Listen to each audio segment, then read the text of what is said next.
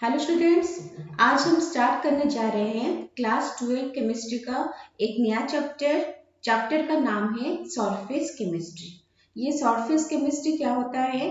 Surface chemistry में हम surface में जो जो फेनोमेनन है जैसे एब्जॉर्प्शन, एडजॉर्प्शन, डिजॉर्प्शन, जॉर्प्शन, ये सब के बारे में पढ़ने वाले हैं। ओके, उसके बाद जो आइसोथर्म्स है, फ्रेंडलिच, लैंगमुइर, एडजॉर्प्शन आइसोथर्म, उसको पढ़ेंगे। और फिर कॉलॉइड एंड इमल्सन्स, ये सारी चीज है जिसको हम वन बाय वन कवर करेंगे। ओके, तो स्टार्ट करते हैं। ये चैप्टर में सबसे पहले हमें ये जानने की जरूरत है कि सरफेस क्या होता है। इन जनरल हम सरफेस किसे कहते हैं? सरफेस किसको कहते हैं? कोई भी एक सब्सटेंस का जो टॉप मोस्ट लेयर होता है उसको हम सरफेस बोलते हैं। ओके, सो बहुत सारे ऐसे फेनोमेनन है, बहुत सारे ऐसे प्रोसेसेस है जो कि सरफेस में ही होता है। ओके, और जो ब्रांच ऑफ केमिस्ट्री जो इस सरफेस और सरफेस के ऊपर जो फेनोमेनन है उससे साथ डील करता है उसको हम बोलते हैं सरफेस केमिस्ट्री। ओके, तो लिख लेते हैं। पहला चीज, सरफेस क्या होता है? It is the top layer of a substance। कोई भी सब्सटेंस का जो ऊपर का लेयर होता है उसे हम सरफेस बोलते हैं। ओके, नेक्स्ट है सरफेस केमिस्ट्री क्या होता है? The branch of chemistry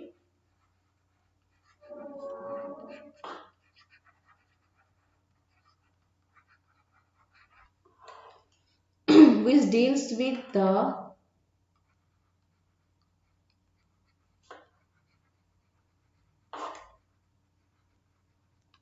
nature of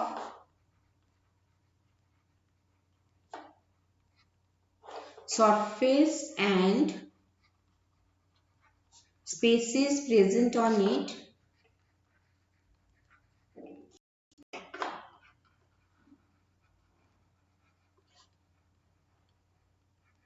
is called surface chemistry।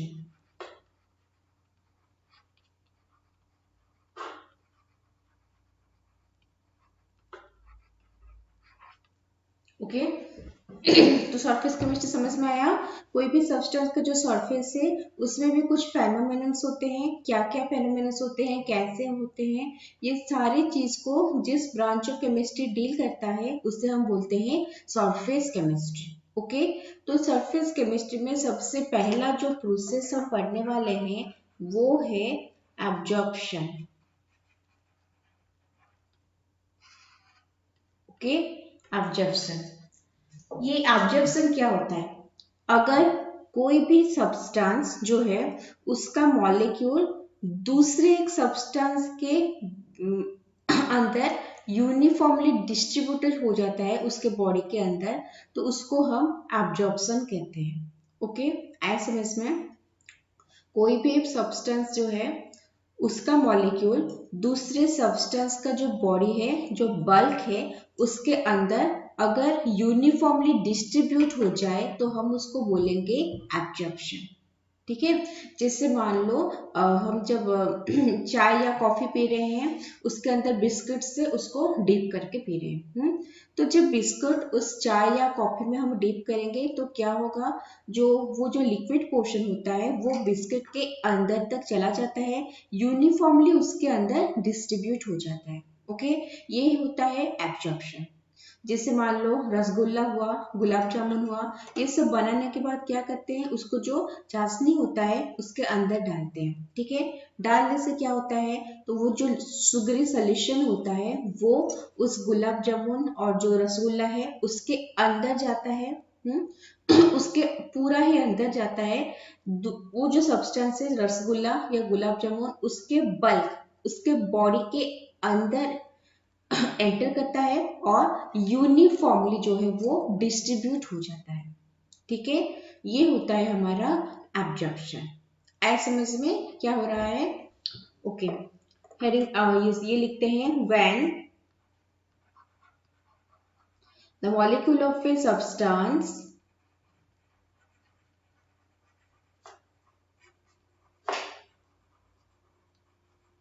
are uniformly distributed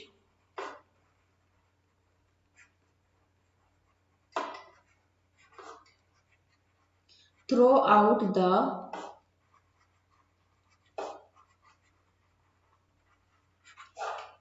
body of another substance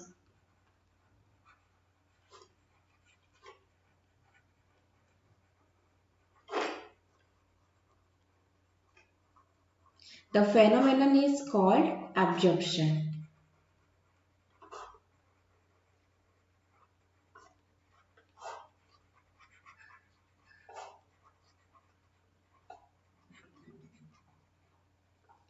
okay इसका एग्जाम्पल हम ले सकते हैं जैसे हमने कहा dipping of biscuit in T.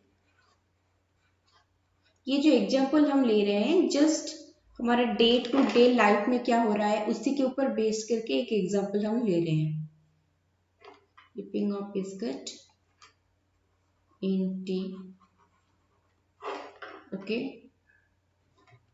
और जिससे अगर हम केमिस्ट्री में एग्जांपल्स लेंगे तो मान लो एमोनिया है उसको हमें वाटर में डिसॉल्व करना है तो क्या होगा वो जो एमोनिया है वो एमोनिया का मॉलिक्यूल्स वो वाटर के अंदर जाके चारों तरफ यूनिफॉर्मली डिस्ट्रीब्यूट हो जाता है। ठीक है इसको भी हम एब्जॉर्प्शन बोलते हैं। लिखेंगे ammonia in water.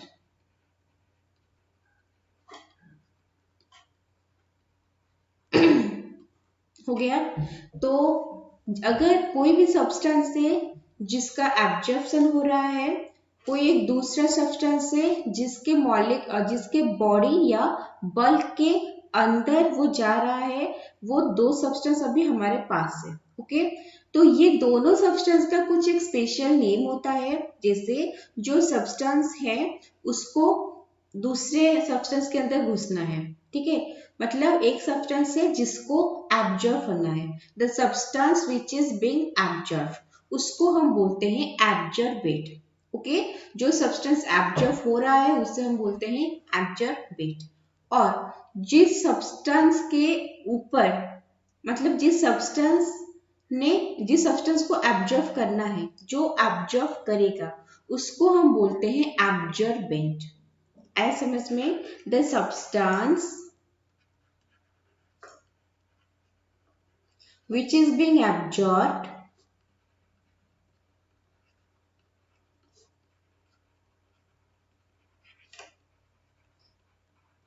is called जो एब्जॉर्ब हो रहा है उसको हम बोलते हैं एब्जॉर्बेट।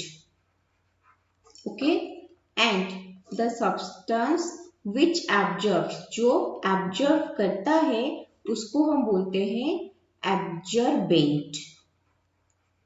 ऐसे समझ में जैसे हम बिस्किट को टी में डिप किया कौन सा सब्सटेंस है जो एब्जॉर्ब हो रहा है जो कॉफी चाय है वो है एब्जॉर्ब हो रहा है। ठीक है वो हो गया हमारा एब्जॉर्बेट। कौन एब्जॉर्ब कर रहा है वो जो बिस्किट है वो उस टी को एब्जॉर्ब कर रहा है तो वो हो गया हमारा एब्जॉर्बेंट। ओके आया समझ में एब्जॉर्बेट क्या होता है एब्जॉर्बेंट क्या होता है लिख लो इससे फिर नेक्स्ट चीज पढ़ेंगे। हो गया। नेक्स्ट जो सरफेस फेनोमेनन हम पढ़ने वाले हैं उसका नाम है एडजॉर्प्शन। ओके ये एडजॉर्प्शन क्या होता है एडजॉर्प्शन एक सरफेस फेनोमेनन है सरफेस के ऊपर होता है। इसका नाम जो है वो सिमिलर है to the word absorption. Absorption adsorption सुनने में दोनों सिमिलर है। ठीक है सिर्फ बी और डी का डिफरेंस है लेकिन इसमें क्या होता है एब्जॉर्प्शन में एब्जॉर्प्शन में क्या हो रहा था जो था कोई एक सब्सटेंस वो दूसरे सब्सटेंस के अंदर घुस के यूनिफॉर्मली डिस्ट्रीब्यूट हो रहा था। ठीक है लेकिन एडजॉर्प्शन में ऐसा नहीं होता है। एडजॉर्प्शन में वो जो सब्सटेंस है फर्स्ट सब्सटेंस वो दूसरे सब्सटेंस का ऊपर उसके सरफेस के ऊपर उसे लेयर फॉर्मेशन है, लेयर फॉर्मेशन करना है। ओके दूसरे सब्सटेंस के अंदर, दूसरे सब्सटेंस के अंदर वो जितना होगा उससे काफी ज्यादा उसके सरफेस के ऊपर होगा। ठीक है, सरफेस के ऊपर एक लेयर फॉर्मेशन करेगा जिसको हम बोलते हैं एडजॉर्प्शन। जैसे आप मान लो एक स्टिक ले रहे हो और वो स्टिक को लेके वाटर में डिजॉल्व कर रहे हो, तो क्या होगा, वो जो वाटर है वो पहले क्या करेगा, पहले जाके उस स्टिक के ऊपर एक लेयर फॉर्मेशन करेगा।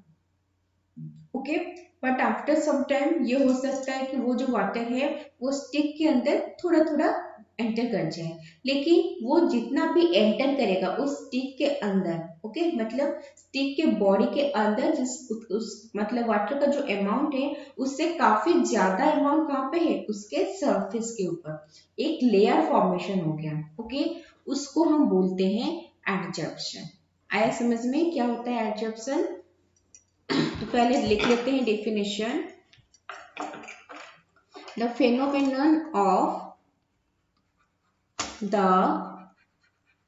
phenomenon of higher concentration of molecule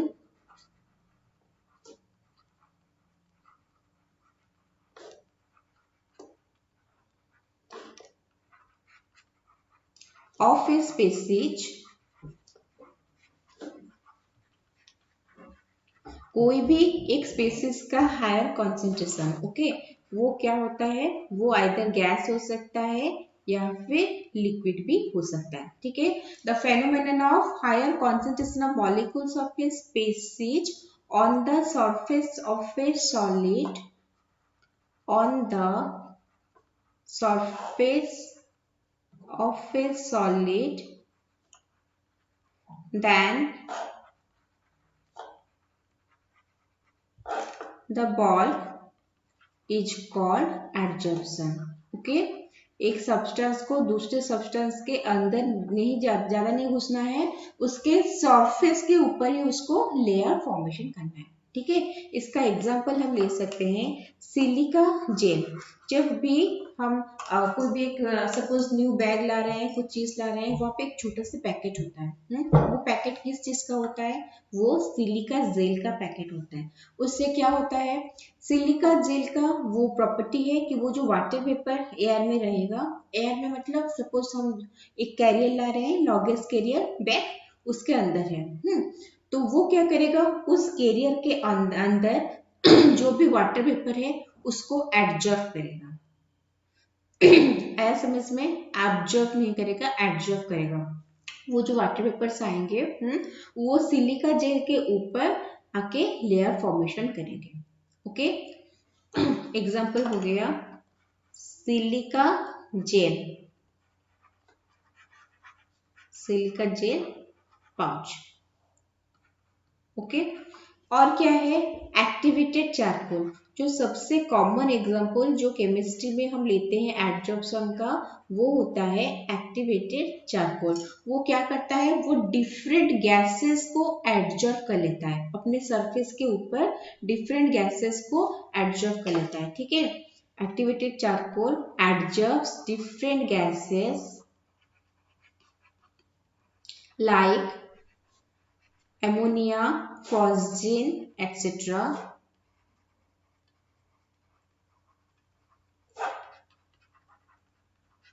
तो एमोनिया, फॉस्जिन ऐसे जो गैसेस होते हैं वो चारकोल के कांटेक्ट में आते हैं, उसके ऊपर एक लेयर फॉर्मेशन कर देते हैं, जिस प्रोसेस को हम एडजॉर्प्शन बोलते हैं। ओके, और एक है एनिमल चारकोल। ये एनिमल चारकोल क्या करता है, वो डीकलराइज करता है डिफरेंट ऑर्गेनिक सब्सटेंस को उसके सोल्यूशन से। ओके, कोई भी ऑर्गेनिक सब्सटेंस का हम सोल्यूशन ले रखा है हमने, और वहां पे अगर उस एनिमल चारकोल को रखेंगे तो वो डीकलराइज कर देता है उससे। Example bit 3, animal charcoal डीकलराइजेस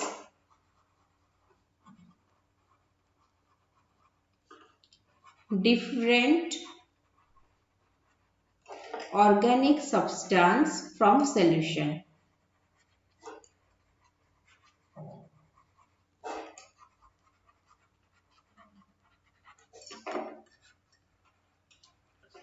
okay, तो ये है सारा एडजॉर्प्शन का एग्जांपल। ठीक है, आई समझ में एब्जॉर्प्शन क्या है, एडजॉर्प्शन क्या है। एब्जॉर्प्शन में एक सब्सटेंस से जिसको क्या करना है, दूसरे सब्सटेंस के अंदर घुसना है, उसके बॉडी के अंदर जाना है, बल्क के अंदर जाना है और यूनिफॉर्मली डिस्ट्रीब्यूट होना है। और एब्जॉर्प्शन क्या होता है, एब्जॉर्प्शन में उसके अंदर नहीं जाना है, उसके ऊपर ही, सरफेस के ऊपर ही लेयर का फॉर्मेशन करना है। ठीक है, अच्छा यहाँ पे भी वैसे दो सब्सटेंस से क्या है, एक सब्सटेंस से जिसको एडजॉर्ब होना है और दूसरा सब्सटेंस से जिसके ऊपर एडजॉर्प्शन होना है। सो जो सब्सटेंस को एडजॉर्प्शन होना है, जिसको लेयर फॉर्मेशन करना है, उसको हम बोलते हैं एडजॉर्बेट। ओके, और जिसके ऊपर लेयर फॉर्मेशन करना है उसको हम बोलेंगे एडजॉर्बेट। सिमिलर है एब्जॉर्बेट और एब्जॉर्बेंट के साथ में। ओके, सो यहाँ पे लिखेंगे the substance which is being absorbed,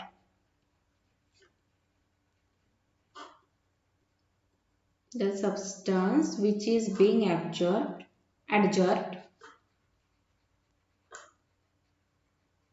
उसको हम क्या बोलेंगे, adsorbate. Okay, and the substance which adsorb, जो एडजॉर्ब कर रहा है उसको हम बोलेंगे एडजॉर्बेंट। ओके, आए समझ में क्या हो रहा है, कैसे हो रहा है। चलो लिख लो, इससे हो गया। नेक्स्ट हम पढ़ेंगे mechanism of adsorption, mechanism of adsorption। ये मैकेनिज्म ऑफ एडजॉर्प्शन मतलब जो एडजॉर्प्शन होता है वो कैसे होता है, उसमें क्या क्या चेंजेस होते हैं, क्या क्या ये प्रोसेसेस है उसमें। ओके, वो है एडजॉर्प्शन। अच्छा देखो, हम यहाँ पे क्या कर रहे हैं, एक बीकर ले रहे हैं।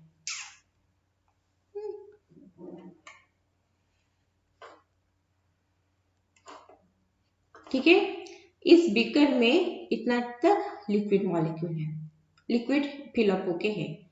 तो हम क्या करेंगे, ये बीकर के बीचों बीच एक मॉलिक्यूल को सिलेक्ट करेंगे।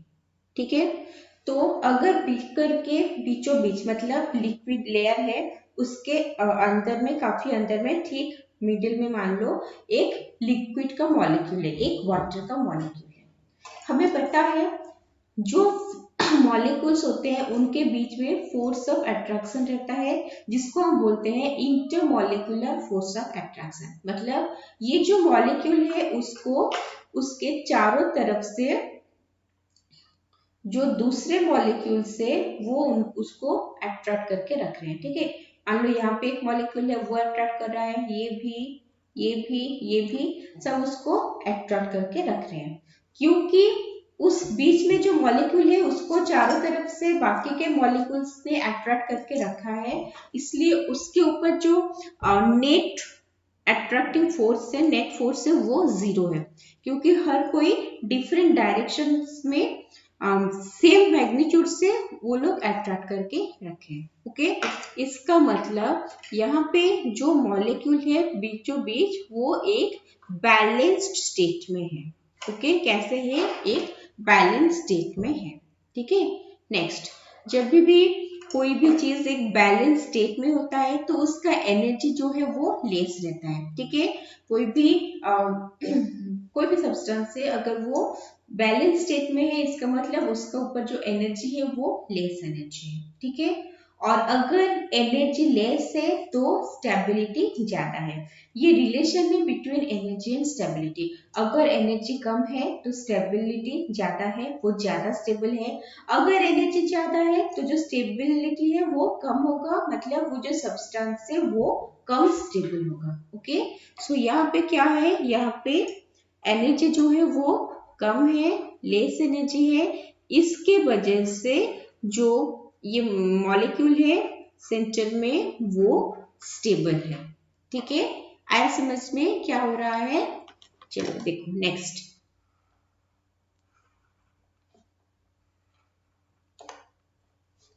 यहाँ पे हमने लिक्विड ले लिया। अभी क्या करेंगे, इसके सरफेस के एक मॉलिक्यूल को हम कंसीडर करेंगे। ओके, तो इसमें भी जो मॉलिक्यूल है उसको भी अपने पास में जो जो भी मॉलिक्यूल्स है उसको सराउंड करके वो अट्रैक्ट करेंगे। इंटरमोलिकुलर फोर्स ऑफ अट्रैक्शन होता है। तो यहाँ पे भी ये जो मॉलिक्यूल है उसको भी दूसरे मॉलिक्यूल्स जो कि लिक्विड के अंदर है वो उस सरफेस के मॉलिक्यूल को अट्रैक्ट करते हैं। ओके, सो यहाँ पे क्या होता है, जो नीचे के मॉलिक्यूल से सरफेस के नीचे के वो उससे अट्रैक्ट करते हैं, बट ऊपर से कोई अट्रैक्ट करता है क्या? ऊपर से कोई भी अट्रैक्ट नहीं कर रहा है। क्यों नहीं कर रहा है? क्योंकि उसके ऊपर तो मॉलिक्यूल है ही नहीं। हम ऐसे मॉलिक्यूल को भी चूज किए हैं जो कि लिक्विड के सरफेस के ऊपर है। ठीक है, तो उसको दूसरे मॉलिक्यूल्स अट्रैक्ट कर रहे हैं, लेकिन ये जो अट्रैक्शन है वो वन साइडेड है, एक ही तरफ है। दूसरे ऊपर के साइड से कोई भी अट्रैक्शन नहीं हो रहा है। ओके, सो यहाँ पे उसके ऊपर सरफेस टेंशन एक्सपीरियंस हो रहा है, experiences surface tension. Okay, surface tension पता होता है, जो सरफेस में मॉलिक्यूल है उसको नीचे के मॉलिक्यूल जो है वो अट्रैक्ट करके रहता है, तो वो एक स्ट्रेस्ड कंडीशन में रहता है, वो एक बैलेंस स्टेट में नहीं रहता। ठीक है, उसके ऊपर सरफेस टेंशन एक्ट करता है। सो यहाँ पे जो मॉलिक्यूल है वो कैसे स्टेट में है, वो अनबैलेंस स्टेट में है। ओके, अगर ऑन बैलेंस स्टेट में है, उसको एक साइड से जो मॉलिक्यूल्स है वो अट्रैक्ट कर रहे हैं, तो इसका मतलब इसके ऊपर जो एनर्जी है वो ज्यादा है। ठीक है, ये मॉलिक्यूल अनस्टेबल स्टेट में है तो इसके ऊपर जो एनर्जी है वो ज्यादा है, सिर्फ एक ही साइड से वो अट्रैक्ट कर रहे हैं जो कि बैलेंस नहीं है। ओके, पढ़ा है अभी, अगर एनर्जी कम होगा तो ज्यादा स्टेबल होगा, अगर एनर्जी ज्यादा है तो कम स्टेबल होगा। क्योंकि यहाँ पे ज्यादा एनर्जी है तो वो लेस स्टेबल रहेगा, और हम बोल सकते हैं कि वो अनस्टेबल है। ठीक है, सो कोई भी सब्सटेंस, कोई भी स्पेसीज अगर अनस्टेबल रहता है तो वो हमेशा ये ट्राई करता है कि कैसे वो स्टेबल होगा। ओके, तो वो स्टेबल होने के लिए क्या करेगा, उसके ऊपर जो वन साइडेड फोर्स एक्सपीरियंस हो रहा है, जो सरफेस टेंशन उसके ऊपर एक्ट कर रहा है, वो उससे खुद को रिलीज करना चाहता है। ठीक है, अगर कोई आपको ऐसे खींच के रखेगा, आपको अच्छा लगेगा क्या? कंफर्टेबल नहीं रहोगे, तो क्या फीलिंग्स आएगी? नहीं, मुझे ये जो कोई मुझे खींच रहा है मुझे उससे छुटकारा चाहिए। ठीक है, वो फोर्स जो मेरे ऊपर एक्ट कर रहा है एक साइड से वो मुझे नहीं चाहिए, मुझे फ्री रहना है। ओके, सो उसको बैलेंस करने के लिए वो क्या करता है, उसको नीचे से ऐसे खींचते हैं मॉलिक्यूल्स, तो वो ऊपर से वो फोर्स को बैलेंस करने के लिए क्या करता है, वो तो सरफेस में है, उसके ऊपर से अगर कोई गैस आया तो वो क्या करेगा, उसको खींच लेगा। ये जैसे आप खड़े हो, आपको पीछे से दो तीन जन जो है वो खींच रहे हैं। अब क्या है, अनबैलेंस स्टेट में हो तो वो खुद को बैलेंस करने के लिए क्या करते हैं, कोई एक चीज को पकड़ लेते हो ताकि स्टेबल हो जाए। Okay, same is for this molecule on the surface. यहाँ पे वो क्या करता है, बैलेंस करने के लिए ऊपर अगर कोई गैस मॉलिक्यूल्स हो जा रहा है तो वो उसके मॉलिक्यूल को अट्रैक्ट कर लेता है। ठीक है, तो क्योंकि वो उस गैस के मॉलिक्यूल को अट्रैक्ट कर लिया, उसको टेकअप कर लिया, उसी की वजह से वहां पे सरफेस में एक धीरे धीरे करके एक लेयर का फॉर्मेशन होता है जिसको हम एडजॉर्प्शन बोलते हैं। ओके, सरफेस टेंशन होता है, इससे क्या होता है, सो टेकअप मॉलिक्यूल्स ऑफ गैस और any other species, गैस और एनी अदर स्पेसीज। ठीक है, सो क्या होगा, जो सरफेस टेंशन है वो रिलीज हो जाएगा, species to release surface tension. Okay,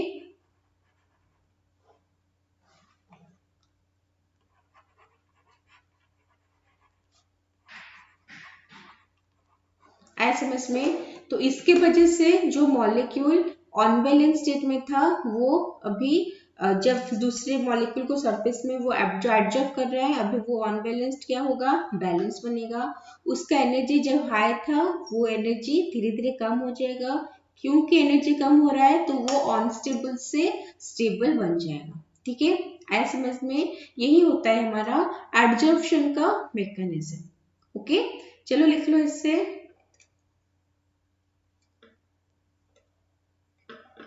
हो गया। नेक्स्ट हम पढ़ेंगे एडजॉर्प्शन और एब्जॉर्प्शन के बीच में difference. Difference between adsorption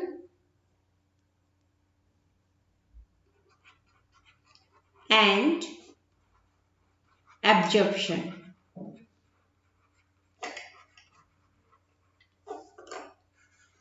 okay, हम यहाँ पे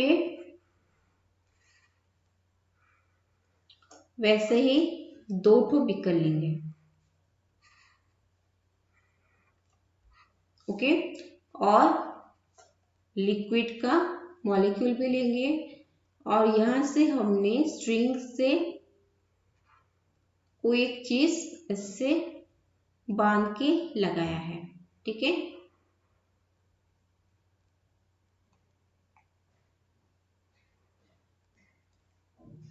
ओके, सो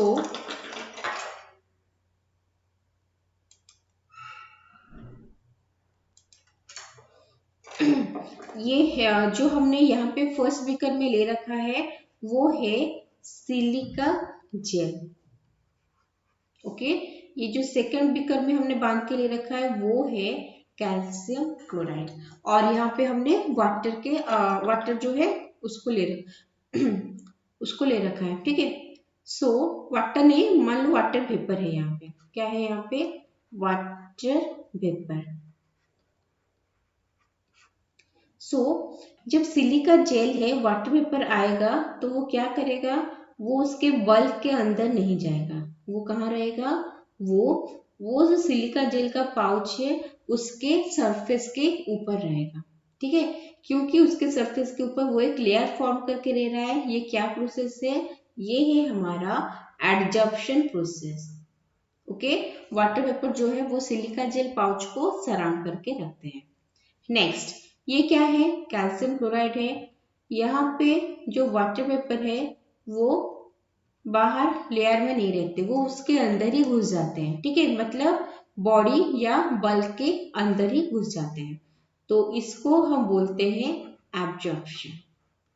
ओके, तो आया समझ में क्या है, जो ऊपर के लेयर फॉर्मेशन करता है वो एब्जॉर्प्शन है, और जो पूरा अंदर जाके यूनिफॉर्मली उसके बॉडी में डिस्ट्रीब्यूट हो जाता है उसको हम एब्जॉर्प्शन बोलते हैं। ठीक है, ओके, लिख लो इससे। हो गया।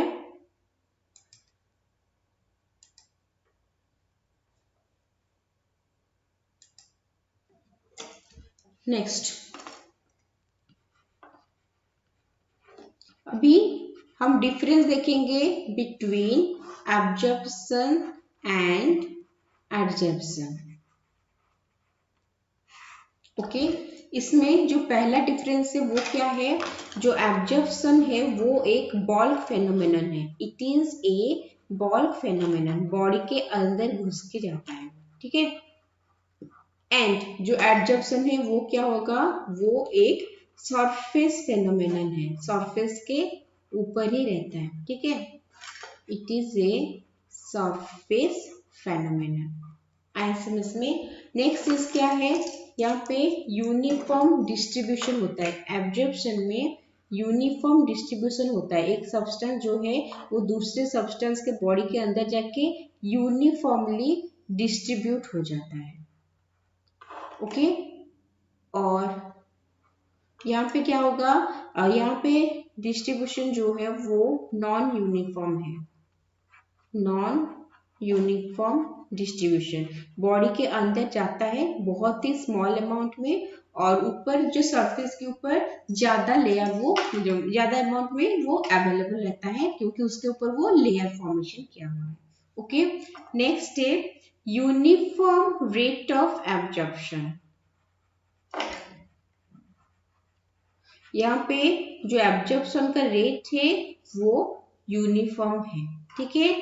और एब्जॉर्प्शन में क्या होता है, एब्जॉर्प्शन जो होता है वो स्टार्टिंग में उसका रेट ज्यादा होता है, ठीक है। मतलब जगह है, खाली जगह है, तो उसके ऊपर आके उन्होंने वो सब ने लेयर फॉर्मेशन स्टार्ट कर दिया। लेकिन जब कुछ टाइम के बाद तो सरफेस एरिया तो अवेलेबल नहीं रहता, रहता है क्या, नहीं रहता, दूसरे मॉलिक्यूल्स वो जगह को ऑक्यूपाई कर लेते हैं, ठीक है। ऑलरेडी लेयर फॉर्मेशन कर चुके होते हैं, उस केस में क्या होगा, उस केस में उसका फिर जो रेट है वो डिक्रीज कर जाएगा। ओके, लिखेंगे एडजॉर्प्शन रेट और rate of adsorption is rapid in initial stage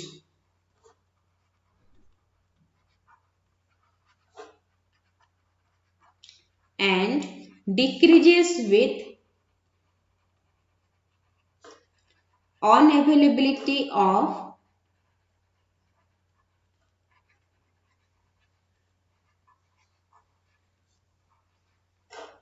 surface area और अनअवेलेबिलिटी ऑफ सरफेस। सरफेस नहीं रहेगा तो धीरे धीरे एब्जॉर्प्शन का जो रेट है वो क्या होगा, डिक्रीज हो जाएगा, ठीक है। नेक्स्ट, जो नेक्स्ट पॉइंट है वो क्या है, वो है कॉन्सेंट्रेशन जो है फर्स्ट सब्सटेंस का वो पूरा बल्क में सेम रहता है। Okay, concentration remains same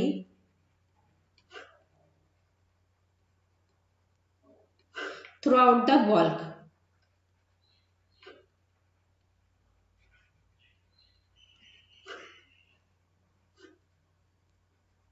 okay, next यहाँ पे क्या होता है, यहाँ पे कॉन्सेंट्रेशन बल्क के अंदर कम रहता है, उसके सरफेस के ऊपर ज्यादा रहता है। More concentration on surface than bulk. Okay, next है it is neither exothermic nor endothermic.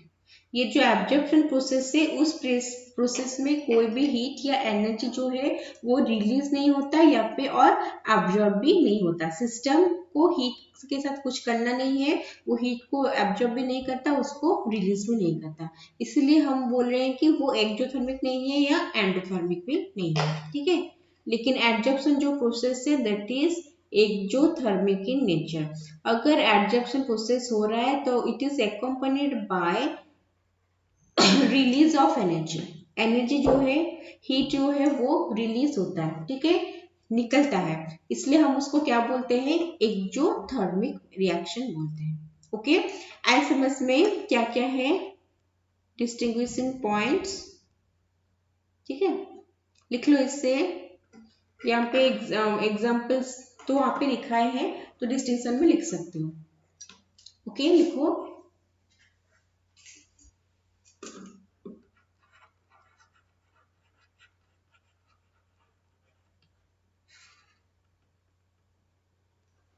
Okay, तो एडजॉर्प्शन क्या हुआ, एक सब्सटेंस दूसरे सब्सटेंस के ऊपर जो है लेयर फॉर्मेशन करता है, ठीक है, उसको हम बोलते हैं एडजॉर्प्शन।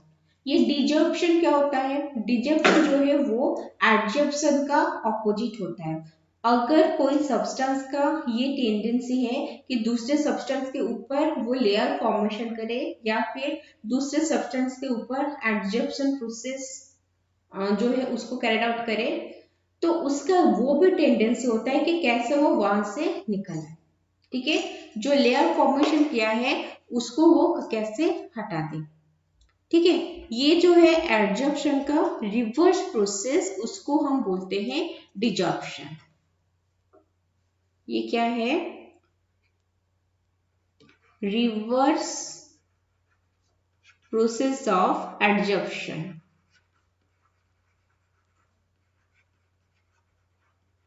ओके, यहाँ में क्या, इसमें क्या होता है, यहाँ पे the species which gets adsorbed has a tendency to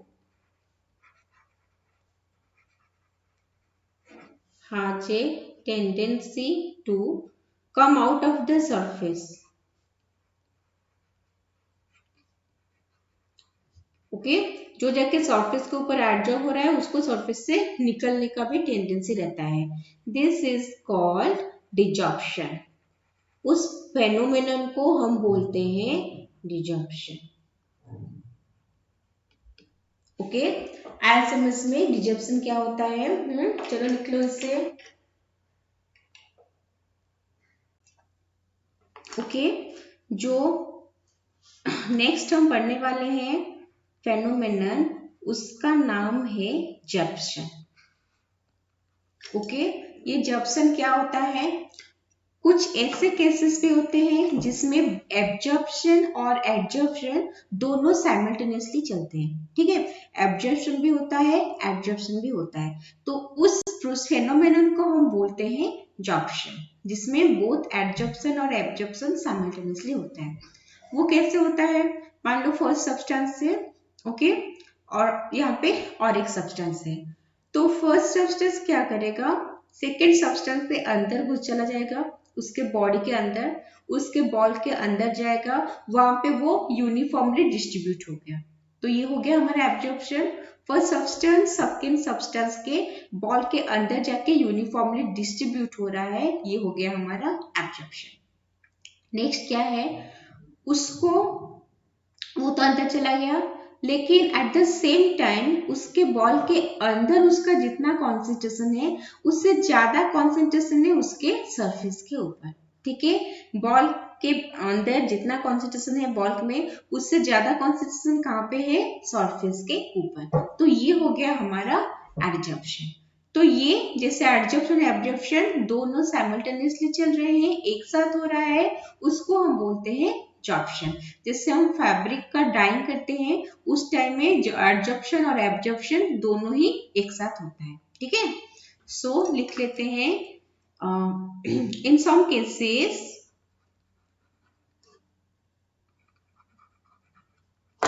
both absorption and adsorption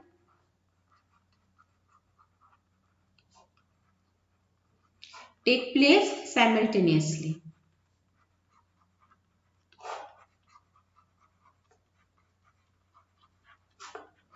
This phenomenon is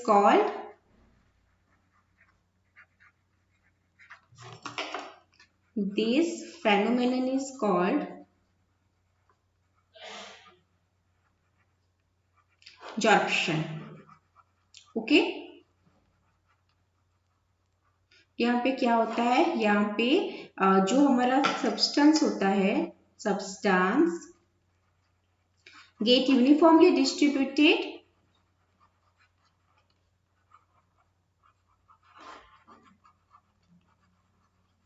in the bulk of other substance.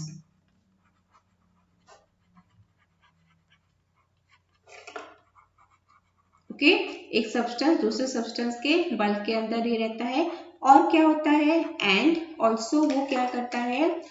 Has more concentration on the surface than the bulk. Surface than the bulk. Okay ये होता है हमारा जॉर्प्शन. इसका example हमने क्या किया? Dyeing of fabrics. जो fabric का डाइंग होता है उसमें ये फेनोमेनन यूज होता है जॉर्प्शन. ओके नेक्स्ट चीज हम पढ़ेंगे थर्मोडायनेमिकल फिजिबिलिटी ऑफ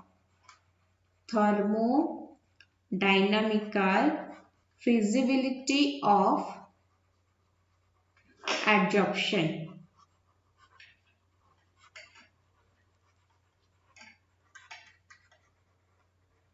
तो यहाँ पे हम एक टर्म के बारे में जानेंगे. उस टर्म का नाम है एंथैल्पी ऑफ एडजॉर्प्शन. ठीक है क्या है?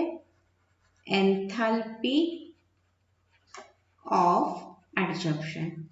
अच्छा यूजुअली हम एंथैल्पी किससे बोलते हैं? यूजुअली हम एंथैल्पी बोलते हैं कि जो हीट का चेंज होता है, मतलब आइदर हीट जो है वो एब्जॉर्ब होता है या फिर रिलीज होता है.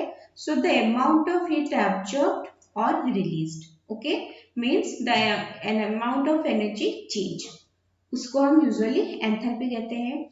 तो एंथैल्पी ऑफ एब्जॉर्प्शन मतलब जब एब्जॉर्प्शन हो रहा है तो कितना एनर्जी चेंज हो रहा है. ठीक है, तो एनर्जी कितना चेंज हो रहा है, कैसे वो पता चलेगा, वो हमें देखना है कि 1 mole of adsorbate, okay, 1 mole of adsorbate adsorb होगा जब एडजॉर्बेंट के ऊपर, तो कितना एनर्जी जो है वो रिलीज हो रहा है या फिर एब्जॉर्ब हो रहा है, उसको बोलेंगे enthalpy of adsorption. Okay, it is the amount of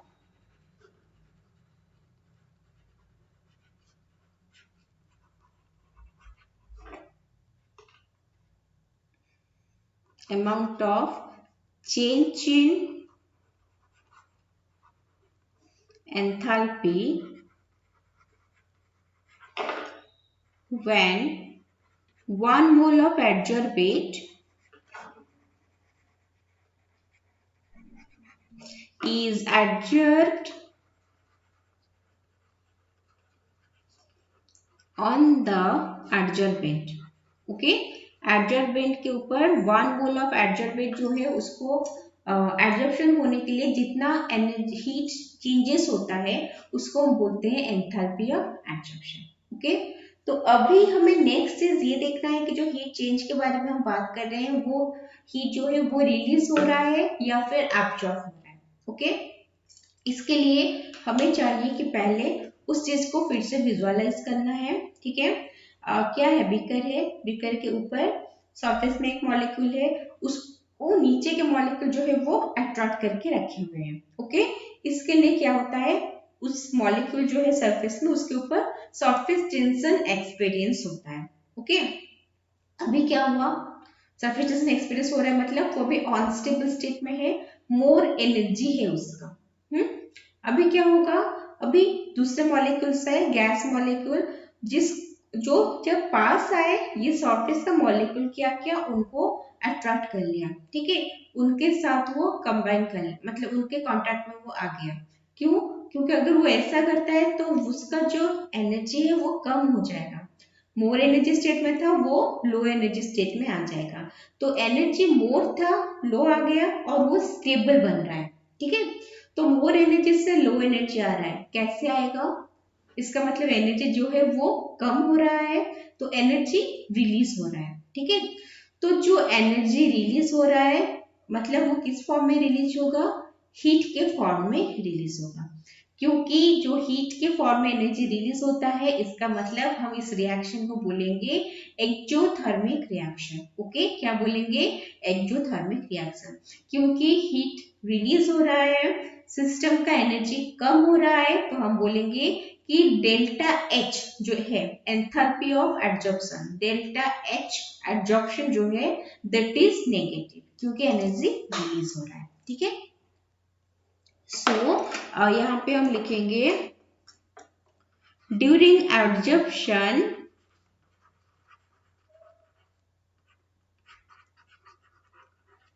हमारा जो क्या होता है, energy decrease in surface tension, जो सरफेस टेंशन था वो डिक्रीज हो रहा है. ठीक है, जो डिक्रीज इन सरफेस टेंशन हो रहा है उसके वजह से क्या हो रहा है, energy is released in the form of heat, energy जो है वो हीट के फॉर्म में रिलीज होता है. ओके, जिससे हम बोलते हैं एक्सोथर्मिक रिएक्शन. ओके, क्या बोलते हैं, एक्सोथर्मिक रिएक्शन. ओके, आया समझ में क्या हो रहा है. नेक्स्ट, क्योंकि एक्सोथर्मिक रिएक्शन है, हीट रिलीज हो रहा है, so delta H adsorption is negative, मतलब एंथैल्पी ऑफ एडजॉर्प्शन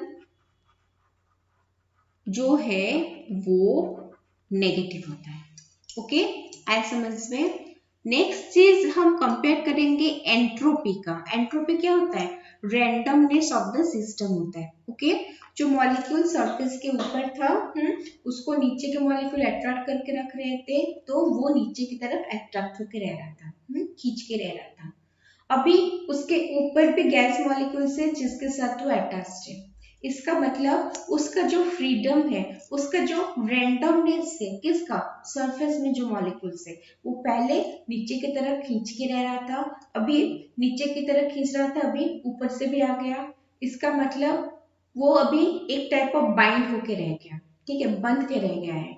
तो उसका जो फ्रीडम था, उसका जो रैंडमनेस था, वो डिक्रीज हो रहा है। ओके, अगर रैंडमनेस डिक्रीज होता है, रैंडमनेस को हम क्या बोलते हैं? एंट्रोपी। अगर रैंडमनेस डिक्रीज होता है, इसका मतलब एंट्रोपी ऑफ द सिस्टम भी डिक्रीज करता है, ठीक है। Entropy of the system decrease होता है मतलब जो चेंज इन एंट्रोपी है, delta S, that is also negative. Okay, so as randomness decreases,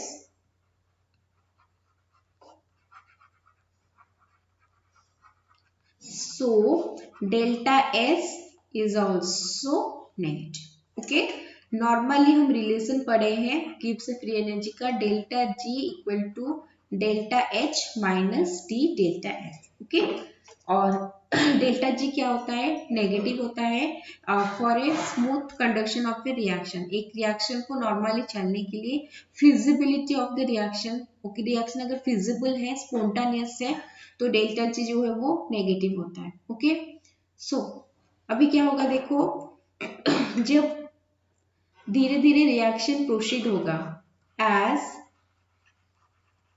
reaction proceeds, जब रिएक्शन प्रोसीड होगा, delta H and delta S becomes, दोनों ही नेगेटिव है ना, डेल्टा एच भी नेगेटिव है, डेल्टा एस भी नेगेटिव है, तो both delta and delta H becomes less negative. जितना नेगेटिव है उनका वैल्यू धीरे धीरे क्या होता है? नेगेटिव वैल्यू धीरे धीरे कम होता है, ठीक है, वो लेस नेगेटिव होने स्टार्ट होते हैं। तो धीरे धीरे एक ऐसा टाइम होता है जब डेल्टा एच और टी डेल्टा एस का वैल्यू जो है वो इक्वल हो जाता है। ओके, सो जब डेल्टा एच और टी डेल्टा एस का वैल्यू इक्वल हो जाता है, उस केस में डेल्टा जी जो है जीरो हो जाता है, ठीक है। Delta G zero, delta G क्या होता है? Gives free energy. जो गिव्स फ्री एनर्जी चेंज है वो जब जीरो हो जाता है, मतलब अभी क्या है? This is our equilibrium state. अभी सिस्टम जो है वो इक्विलिब्रियम स्टेट में है। ओके, इक्विलिब्रियम स्टेट में है मतलब, इक्विलिब्रियम स्टेट में है मतलब rate of adsorption is equal to rate of desorption। जिस रेट से, जिस स्पीड से एब्जॉर्प्शन हो रहा है, मॉलिक्यूल्स के सरफेस के ऊपर लेयर फॉर्मेशन कर रहे हैं, उतना ही स्पीड से वो निकल भी जा रहे हैं, ठीक है। इसका मतलब अभी वो इक्विलिब्रियम स्टेट में है। ओके, आया समझ में हमारा थर्मोडायनामिक फिजिबिलिटी क्या होता है? चलो लिख लो इससे। हो गया। नेक्स्ट हम पढ़ेंगे positive and negative adsorption. Positive and negative adsorption. Okay, ये पॉजिटिव नेगेटिव एडजॉर्प्शन क्या होता है? यूजुअली एडजॉर्प्शन क्या होता है? अगर कोई सब्सटेंस दूसरे सब्सटेंस के साथ क्या कर रहा है, और उसके ऊपर जाके एडजॉर्ब हो रहा है, सरफेस के ऊपर लेयर फॉर्मेशन कर रहा है, तो हम उसको एडजॉर्प्शन बोलते हैं। तो पॉजिटिव एडजॉर्प्शन मतलब जो हमारा नॉर्मली एडजॉर्प्शन का डेफिनेशन है उसी को हम पॉजिटिव बोलते हैं, ठीक है। पॉजिटिव एडजॉर्प्शन मतलब यहाँ पे जो मॉलिक्यूल्स होते हैं बल्क के अंदर कम होते हैं, सरफेस में ज्यादा होते हैं, ठीक है। अगर बल्क के अंदर कम रहते हैं, सरफेस में ज्यादा रहते हैं, तो वो है हमारा क्या? Positive adsorption. ओके, और नेगेटिव एडजॉर्प्शन में बॉल के अंदर ज्यादा रह जाता है और सरफेस के ऊपर जो है वो उसका अमाउंट कम हो जाता है। ओके, अब इस दिमाग में आएगा ये क्या चीज हुआ, तो अभी तो ये एडजॉर्प्शन नहीं है, वो एडजॉर्प्शन ही है, लेकिन वहां पे थोड़ा कॉन्सेंट्रेशन का डिफरेंस आ जाता है। वो कैसे होता है, देखो मान लो हम क्या कर रहे हैं, जो है लिक्विड मॉलिक्यूल ऊपर जो सरफेस में है वहां पे एडजॉर्प्शन होना है। ओके, तो सपोज हम एक सोल्यूशन का एडजॉर्प्शन कर रहे हैं, आईएसएमएस में क्या एडजॉर्प्शन जो होगा, एक सोल्यूशन सपोज एडजॉर्ब हो रहा है, सोल्यूशन में जो सॉल्यूट पार्टिकल्स है, सॉल्यूट पार्टिकल, सॉल्वेंट पार्टिकल तो याद होगा, जो स्मॉलर अमाउंट में प्रेजेंट है उसको हम सॉल्यूट बोलते हैं, जो लार्जर अमाउंट में प्रेजेंट है उससे हम सॉल्वेंट बोलते हैं। सो अगर सॉल्यूट पार्टिकल्स वो एडजॉर्ब हो रहे हैं तो वो हमारा पॉजिटिव एडजॉर्प्शन है। सॉलिड पार्टिकल से स्मॉल अमाउंट में है, आपके सरफेस के ऊपर रह जाएंगे। ओके, तो वो है क्या, हमारा पॉजिटिव एडजॉर्प्शन। अगर मान लो सॉल्वेंट का एडजॉर्प्शन हो गया, सॉल्वेंट क्या होता है, जो ज्यादा अमाउंट में प्रेजेंट रहता है, अगर उसका एडजॉर्प्शन हो गया, वो सरफेस के लेयर, सरफेस के पास आ गया, तो वो लेयर तो फॉर्म करेगा ही, पहले तो अंदर ही घुस जाएगा। ओके, उसके अंदर चला जाएगा, अंदर रहेगा और उसके बाद वो लेयर फॉर्मेशन करेगा। लेयर तो फॉर्मेशन करेगा लेकिन अंदर घुसेगा, अंदर बॉल्क में उसका कॉन्सेंट्रेशन ज्यादा रहेगा सरफेस से, और तभी ये एडजॉर्प्शन होगा। उसको हम बोलते हैं नेगेटिव एडजॉर्प्शन। आए समझ में, पॉजिटिव एडजॉर्प्शन क्या होता है, बल्क में कम, ज्यादा बल्क में कम रहता है, लेयर सरफेस पे ज्यादा रहता है। नेगेटिव में बल्क में ज्यादा रहता है, सरफेस पे कम रहता है। अगर हम सोल्यूशन ले रहे हैं और सल्यूट पार्टिकल एडजॉर्ब हो रहा है तो वो है पॉजिटिव एडजॉर्प्शन, और अगर सॉल्वेंट पार्टिकल एडजॉर्ब हो रहा है तो वो है हमारा नेगेटिव एडजॉर्प्शन। ओके, चलो लिखते हैं, if concentration of adsorbate is more on the surface than as compared to bulk, तो वो होता है हमारा positive adsorption. Okay, if concentration of adsorbate is less on the surface as compared to bulk,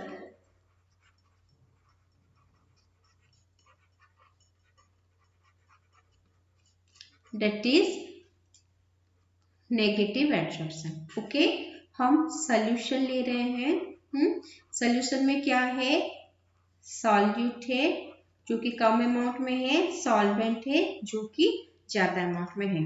अगर solute particle adsorb हो रहे हैं, if solute is adsorb तो वो पॉजिटिव एडजॉर्प्शन होता है, एंड इफ सॉल्वेंट इज एडजॉर्ब्ड तो वो नेगेटिव एडजॉर्प्शन होता है। ओके, ऐसे समझ में क्या होता है पॉजिटिव एडजॉर्प्शन, नेगेटिव एडजॉर्प्शन। चलो लिख लो, इससे हो गया।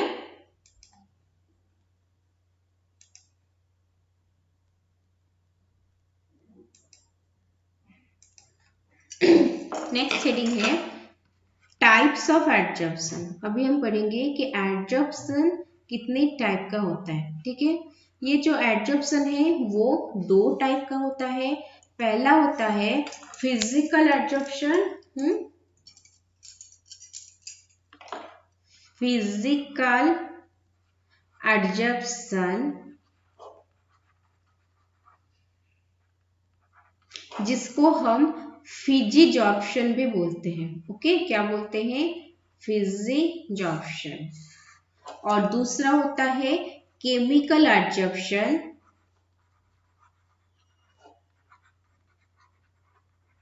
जिसको हम अदरवाइज केमिजॉर्प्शन बोलते हैं। ओके, केमिकल एडजॉर्प्शन और केमिजॉर्प्शन। तो ये फिजिकल एडजॉर्प्शन, केमिकल एडजॉर्प्शन, ये सब क्या है? अगर कोई सब्सटेंस एडजॉर्ब हो रहा है, ओके, किसी एक सब्सटेंस के ऊपर कोई एक दूसरा सब्सटेंस एडजॉर्ब हो रहा है, तो उनके बीच में अगर van der Waals force of attraction है, okay, van der Waals force of attraction रहता है बहुत ही वीक फोर्स से, अगर उनके बीच में van der Waals force of attraction है तो हम उसको बोलते हैं फिजिकल एडजॉर्प्शन, ओके। और अगर एडजॉर्बेंट और एडजॉर्बेट के बीच में केमिकल बॉन्ड फॉर्मेशन हुआ तो वो होता है हमारा केमिकल एडजॉर्प्शन। आया समझ में क्या होता है? अगर normally weak van der Waals force of attraction रहा तो हम उसको बोलेंगे फिजिकल एडजॉर्प्शन, और अगर केमिकल बॉन्डिंग हो रहा है तो हम उसको बोलेंगे केमिकल एडजॉर्प्शन, ठीक है। सो इसमें फर्स्ट पॉइंट हम लिखेंगे एडजॉर्बेट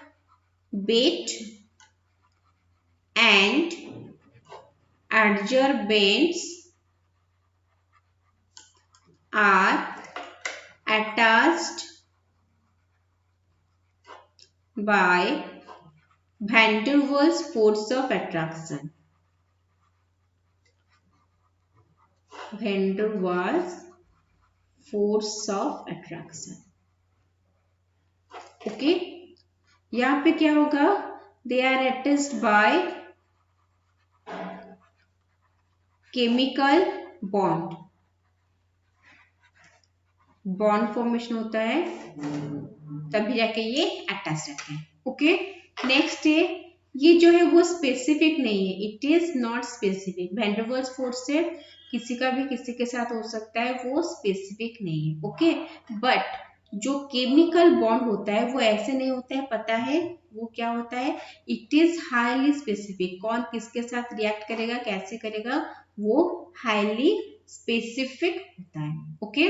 नेक्स्ट है, इट इज रिवर्सिबल। जो फिजिकल एडजॉर्प्शन है वो रिवर्सिबल होता है, लेकिन जो केमिकल एब्जॉर्प्शन है जिसमें अगर एक बार केमिकल बॉन्ड का फॉर्मेशन हो गया, ठीक है, तो वो क्या होगा? वो रिवर्सिबल नहीं होता, वो इरिवर्सिबल होता है, ओके। नेक्स्ट, वो रिलेटिवली वीक है, पता है वैन डेर वाल्स फोर्स से तो वीक ही रहेगा, ओके। और यहाँ पे तो केमिकल बॉन्डिंग हुआ है तो ये क्या होगा? ये रिलेटिवली स्ट्रॉन्ग रहेगा,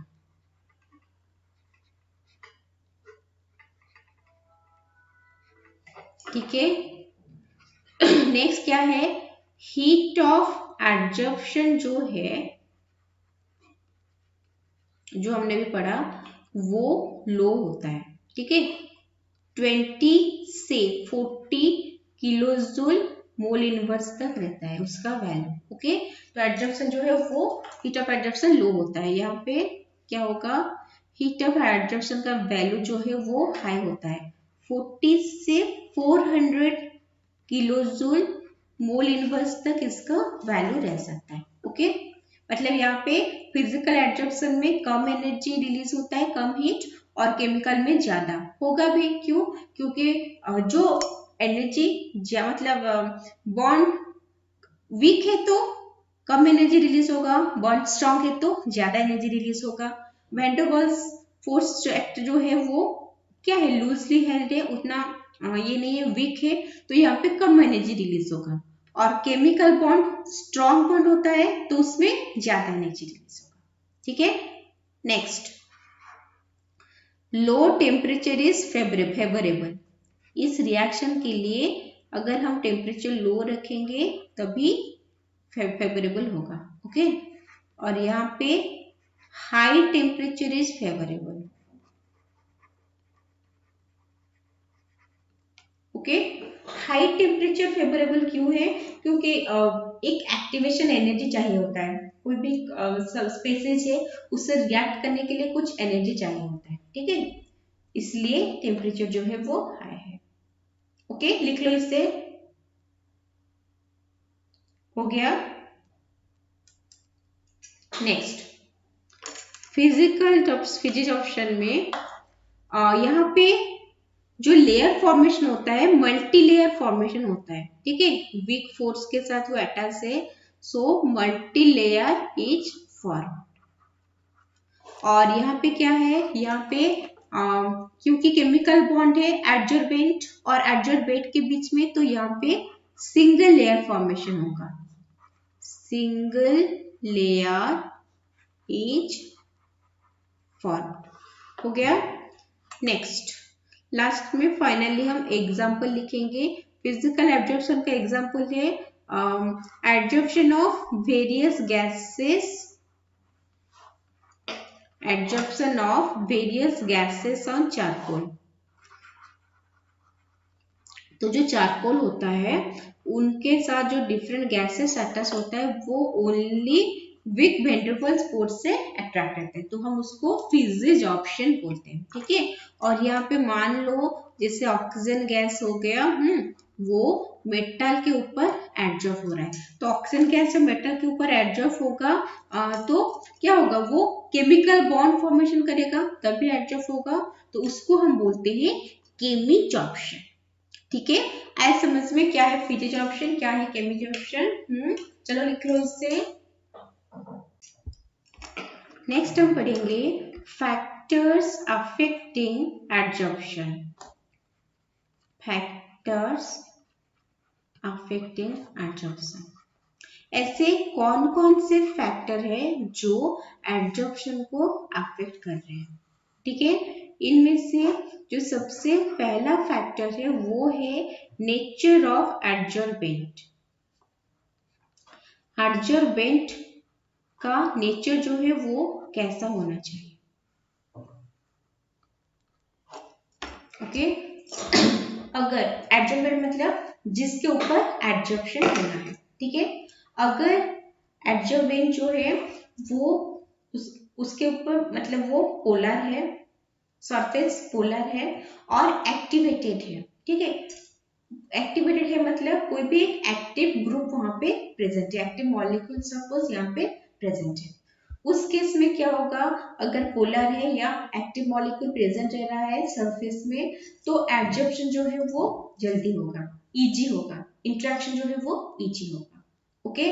नेक्स्ट चीज क्या है, नेक्स्ट है अगर जो एडजॉर्प्शन हो रहा है, एडजॉर्बेंट जो है जिसपे एडजॉर्प्शन होना है, उसमें अगर ज्यादा सरफेस एरिया एक्सपोज रहेगा, तो ज्यादा सरफेस एरिया अवेलेबल रहेगा एडजॉर्प्शन के लिए, तो रेट ऑफ एडजॉर्प्शन ज्यादा होगा, ओके।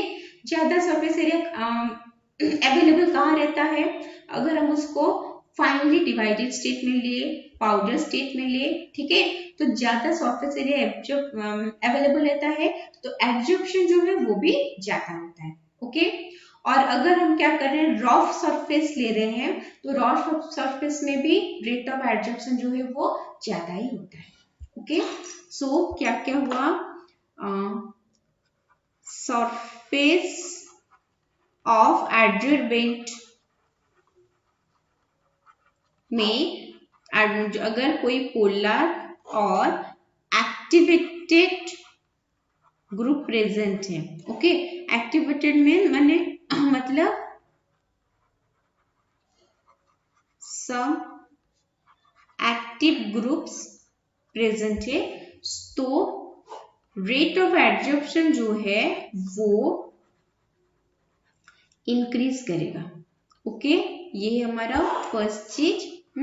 सेकेंड चीज क्या है, डिपेंडिंग अपॉन सरफेस एरिया। अगर हम फाइनली डिवाइडेड सब्सटेंस ले रहे हैं, फाइनली डिवाइडेड सब्सटेंस और पाउडर फॉर्म ले रहे हैं, उस केस में क्या होगा, यहाँ पे लार्ज सरफेस एरिया एक्सपोजर मिलता है, ठीक है। लार्ज सरफेस एरिया अवेलेबल रहता है, जिससे रेट ऑफ एडजॉर्प्शन जो है वो भी इंक्रीज करता है, ओके। नेक्स्ट क्या है, नेक्स्ट हमने क्या बोला, rough surface.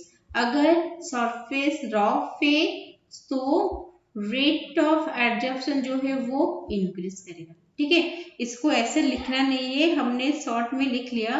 Rate of absorption जो है वो इंक्रीज करता है। ओके, आया समझ में क्या हो रहा है? चलो लिख लो इसे। हो गया। नेक्स्ट, जो नेक्स्ट फैक्टर हम पढ़ने वाले हैं वो है nature of adsorbate. Nature of adsorbate मतलब एडजर्बेट क्या होता है?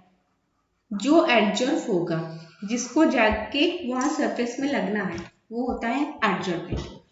यूजुअली गैसेस जो है वही एडजर्व होते हैं।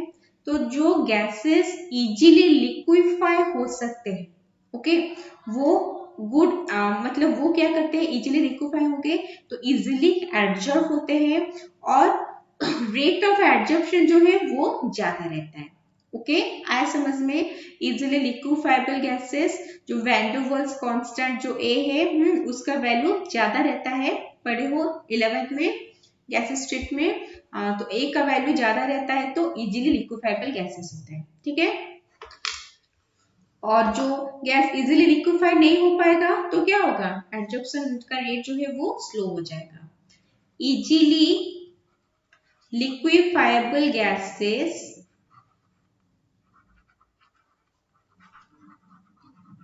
मतलब जिसका ए का वैल्यू हायर रहेगा, higher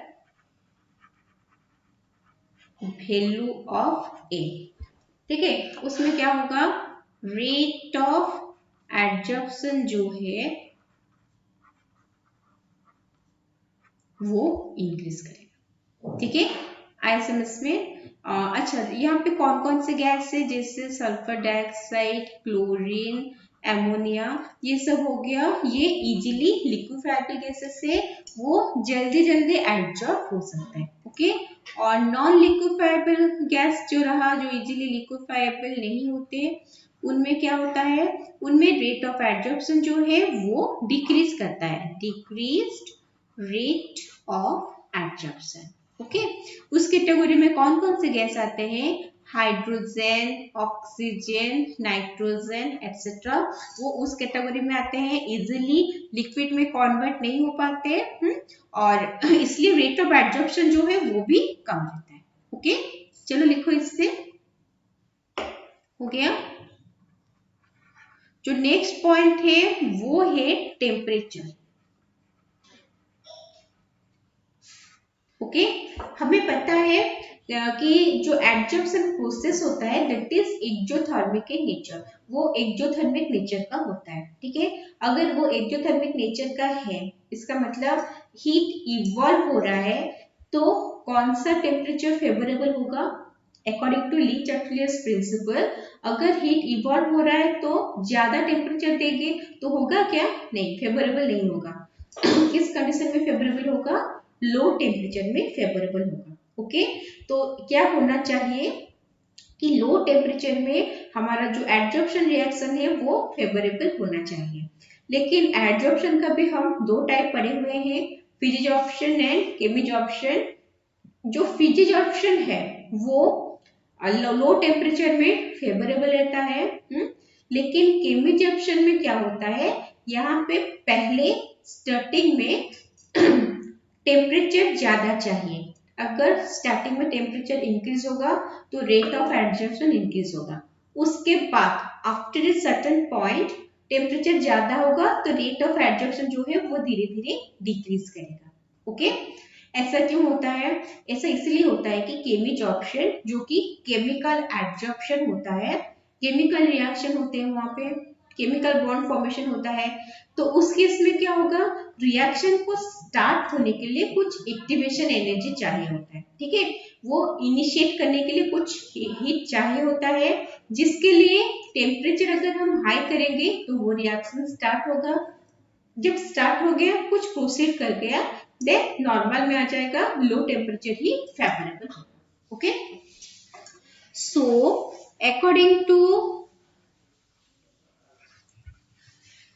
Van Le Chatelier's principle,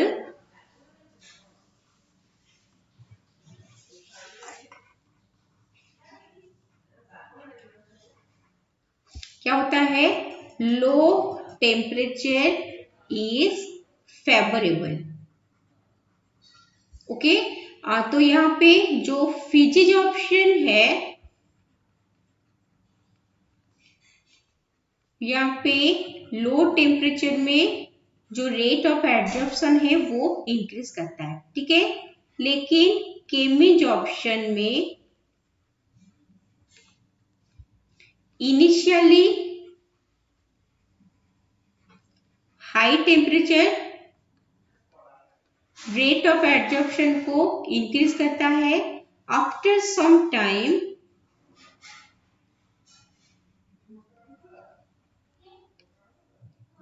लो टेम्परेचर जो है वो रेट को इंक्रीज करता है। ओके, वो क्यों होता है? क्योंकि जो केमिज ऑप्शन में that needs some activation energy. Okay, उसको कुछ एक्टिवेशन एनर्जी चाहिए।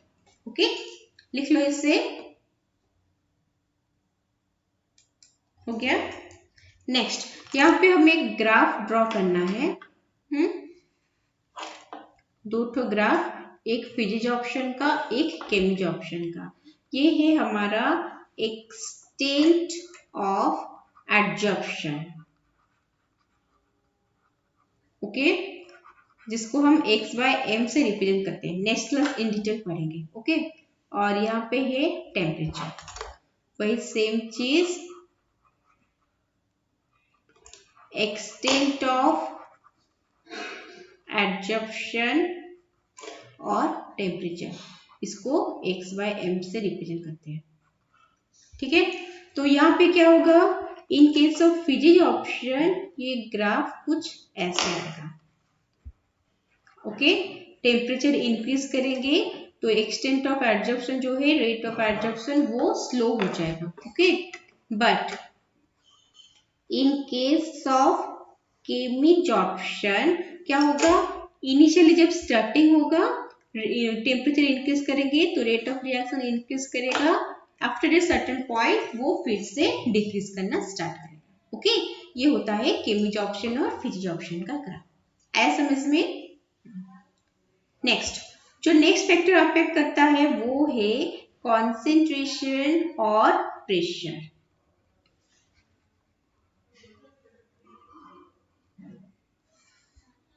ठीक है, ये कॉन्सेंट्रेशन और प्रेशर से भी हमारा जो रेट ऑफ एडजॉर्प्शन है वो अफेक्ट होता है। ओके, मतलब अगर हम कांस्टेंट टेम्परेचर